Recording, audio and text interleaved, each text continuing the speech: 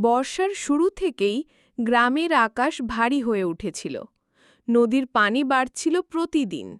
এক সকালে হঠাৎ খবর এলো উজান থেকে পাহাড়ি ঢল নামছে, বড় বন্যা আসছে। রাহুল তখন ক্লাস 4-এ পড়ে। ওর বাড়ি নদীর ধারে।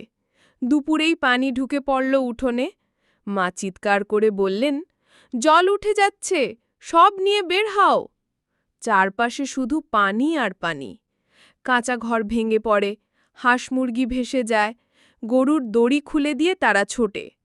এক প্রতিবেশী বলল, কাল রাতে নৌকা উল্টে একটা বাচ্চা ভেসে গেছে। রাহুল ভয় পায়, মাকে শক্ত করে ধরে।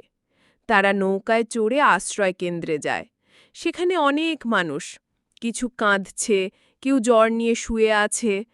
তবু আশ্রয় কেন্দ্রে রাহুল নতুন বন্ধুদের পায়। সবাই মিলে শুকনো খাবার খায়, গল্প করে। কয়েকদিন পর পানি নামতে শুরু করে। বাড়ি ফিরলে দেখা যায় উঠোনে কাদা আর নোংরা জল, বই খাতা নষ্ট। রাহুল জানে এই বন্যা ওর জীবন বদলে দিয়েছে।